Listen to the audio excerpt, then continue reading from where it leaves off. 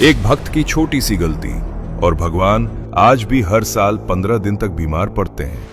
क्या आप जानते हैं, पुरी में भगवान जगन्नाथ के मंदिर के द्वार हर साल कुछ दिनों के लिए बंद हो जाते हैं। कहा जाता है इन दिनों में स्वयं भगवान बीमार होते हैं। लेकिन सवाल यह है, भगवान बीमार क्यों होते हैं? इस रहस्य की शुरुआत होती है सैकड़ों साल पहले। पुरी में एक महान भक्त रहते थे, माधव दास। उन्होंने अपना पूरा जीवन भगवान की सेवा में समर्पित कर दिया था। अपनी पत्नी के निधन के बाद उनके जीवन का एक ही उद्देश्य रह गया था, भगवान जगन्नाथ की भक्ति। वो हर दिन बिना एक भी दिन छोड़े भगवान को भोग लगाते, पूजा करते और पूरे प्रेम से उनका नाम जपते। कहते हैं उनकी भक्ति इतनी सच्ची थी कि भगवान स्वयं उनके प्रसाद को स्वीकार करते थे और उन्हें प्रत्यक्ष दर्शन भी देते थे। लेकिन एक दिन सब कुछ बदल गया। माधव दास अचानक बीमार पड़ गए, इतने बीमार कि बिस्तर से उठना भी मुश्किल हो गया। दिन बीतते गए, लेकिन उनकी हालत और खराब होती गई।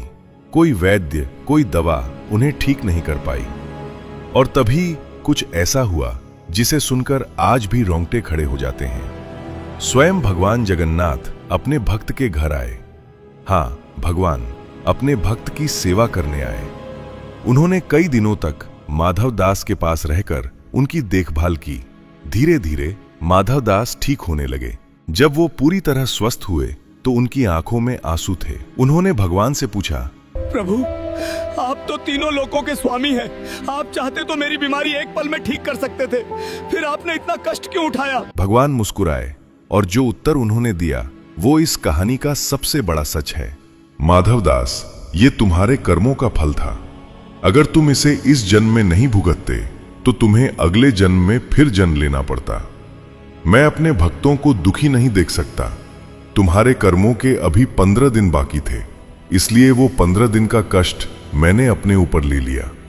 सोचो, भगवान जो पूरी सृष्टि के स्वामी हैं, उन्होंने अपने भक्त का दर्द खुद सह लिया। और तभी से आज तक हर साल भगवान जगन्नाथ 15 दिनों तक बीमार रहते हैं। मंदिर के द्वार बंद हो जाते हैं और इस समय को कहा जाता है अनासर काल। ये कहानी हमें सिखाती है, सच्ची भक्ति में भगवान और भक्त के बीच कोई दूरी नहीं होती। जहां भक्ति सच्ची होती है, वहां भगवान खुद भक्त का दर्द अपने ऊपर ले लेते हैं। तो बताओ, क्या आपने कभी ऐसी भक्ति देखी है? अगर सच्चे भक्त हों तो कमेंट में लिखो, जय जगन्नाथ।